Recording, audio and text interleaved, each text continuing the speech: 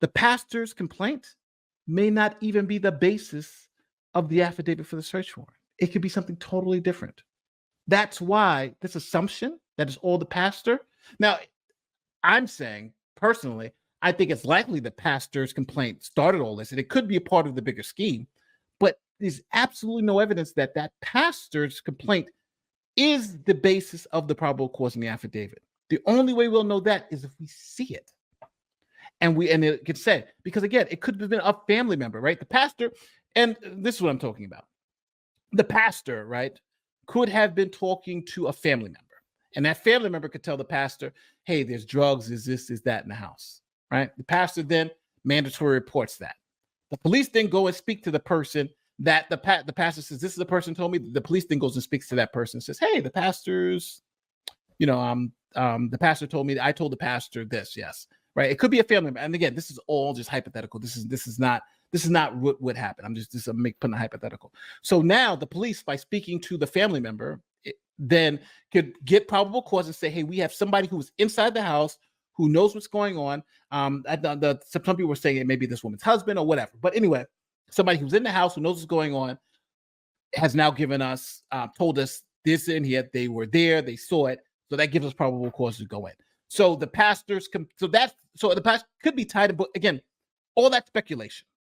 We just do not know. It could be a drug dealer who maybe got caught up. It could be anything. So until we have that affidavit, he's making this huge conclusion based on an affidavit that we have not seen. It's just we don't know what's in there. So to even say all this is kind of, it's just like it doesn't make sense until you know, right? Until you know. Nothing like that was there. It's not going to be there. People can say, like, I see some of the chat, like, you're defending them. But on the law side, they're trying to eviscerate his constitutional rights. And I see all a law tube that the not talking about this. And it's like, to me, once I dug in, I was shocked at what I was seeing. Well, he's not the only one that's shocked, because I've got a shock at what I'm seeing too. Because again, we've got the First Amendment, Second Amendment, Fourth Amendment, and for each one of them, it seems like there's nothing here. The Fourth Amendment claim. Now, I just want to make it very clear. Everybody, if you're arrested based on a search warrant, the first thing your lawyer should be doing is fighting the warrant. That's the first thing Nick's lawyer should be doing. That's the first thing any lawyer should be doing. So yes, every time I had any case with a search warrant, the first thing I got is we're trying to suppress the evidence. We're trying to suppress the evidence. We're trying to kick the search warrant out. That's the first thing you do. So the Fourth Amendment claims usually is about the probable cause within the document. But Barnes can't make that argument because he doesn't know what probable cause they had. So until you have that document, then you could challenge the probable cause in the document. But that's the only viable Fourth Amendment claim for reasonable search and seizure that I see. That's usually a Fourth Amendment violation by the government. Assumption. Again, the big assumption is that the pastor's thing is the basis for the probable cause in the search warrant affidavit. So this is a huge assumption they're making. And now he's built up that straw man. And he's about to chop it down. Here comes the chopping down of the straw man. The government can't rely on anonymous information, third-party information, hearsay information as the sole basis to go and take a ram and bang down your...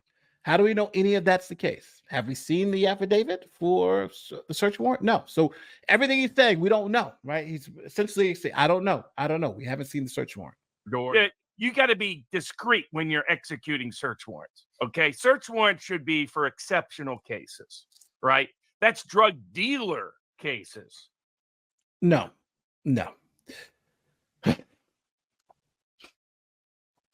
Search warrants aren't just limited to drug dealer cases. It's just not. This is constraining the law to this, right? The only time we can execute search warrants is when if they're drug using, we're not going to execute search warrant. That's ridiculous. I've seen it happen before. I've seen it happen for people running numbers. Search warrants are simply, do we believe criminal activity is happening here? Do we have knowledge or some indicia that to show that we can prove that there's something happening there? Is it reasonable to believe that a crime is occurring in this particular place. And then you get a search warrant and you get in there and you go find it. Again, I've done many search warrants, and it's, to be honest with you, it is a little difficult to get because the judges really make sure. Now you have bad search warrants and all that type of stuff that happens all the time where they have to be thrown out. But in this particular case, I just think he's wrong. I think you can have a search warrant for any criminal activity that the police can show it may be occurring at a location. So how many times have you heard of a search warrant being executed on a first-time alleged a drug user? Every time they do a search warrant on a first-time user, that's to be the great argument, right? Because every user, when they get first, like Breonna Taylor, right? He was like, first-time user.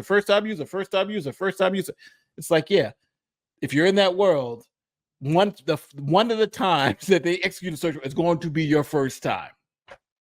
And again, he's making the assumption he's a user and not a dealer, and that's a whole nother assumption that we have to kind of struggle with. I'm assuming he's a user, but there's no, but technically he could be a dealer. There may be evidence of dealing. I don't know. But right now I'm assuming he's using, but that's an assumption. If you're making a legal analysis, you can't even make that assumption too. Because again, 25 grams, the reason why they give you up to 25 years is because you can be dealing. It's enough to distribute. It's enough to deal. So the pastor doesn't have any firsthand information, does it? Pastor doesn't have any firsthand information. Assumption, right? Pastor doesn't have any firsthand information. Assumption. What was their thing for probable cause? We don't know because we don't have the documents. So the correct, I think, analysis here is until we get more information, we can't say the search warrant is bad or good or anything like that because we just don't have enough information. That should be the analysis here. Let's see what he says. Doesn't report any firsthand information. Okay, you don't know so that. Now you've got and he's reporting it from somebody else. So he's like, you got third-hand information. Okay. If the information may be privileged in the way in which he got access to it, which raises its own separate set of questions. Okay. He apparently had no detail. I mean, it's of any actual neglect or abuse. He didn't say, okay, that the child is having this problem. Now, it's going to be funny. If you get the affidavit for the search warrant and it has nothing about the pastor, or if it says the pastor was in the house and witnessed this stuff. See, that's why we need the affidavit. Because without the affidavit, we just don't know. This is all speculation. He didn't see any of that stuff there because it's not going to be in that document. It's going to be in the affidavit for the search warrant. He's looking at one document and saying, I don't see this stuff in here. But I don't know if he knows that stuff is not going to be in that document. It's going to be in the affidavit for the search warrant. He's looking at the wrong document and making the wrong conclusions. This problem. None of that is, hey, I think that there may be an issue with substance abuse of the parent. I'm concerned with how that impacts you don't need that. You don't need He's that. Clearly asking for a wellness check. Assumption that the reason that the probable cause was because of the pastor. We just don't know that. We got to see. Also, what was the information that they had? If they had that Nick may have been a dealer, again, I don't believe Nick was a dealer, but they could have sat some information about, like, we don't know. Like, it's so much speculation. Everything he's speculating about, I can speculate the exact opposite way. They believe there were dead bodies in there. Who knows? That's why you have to see the document. And to just say that that you didn't see this, yeah, you know why you didn't see it? Because they haven't released the document. None of us has seen it. So he's right. He's not seen any of this, but that's because they haven't released the documents for us to see it. I don't know how difficult this is. It's just like, yeah, he's right. We don't know because they haven't released it. Ramming the door down. And so I think there's serious Fourth Amendment issues present here because I'm very curious how they got to probable cause because, by golly, it ain't in that detention warrant. You know why? It's not supposed to be in that detention warrant. It's supposed to be in the affidavit for the search warrant. That's why. So you're looking at the wrong document and looking for the details for the affidavit for the search warrant, but it's not in that document. So this whole legal analysis is because he's looking at the wrong document. That's it. This whole analysis is because he's looking at the wrong document. It's like they arrested everybody in the house. You mean if they do? Yes. So it happens also too with drug raids in houses or stash houses or whatever.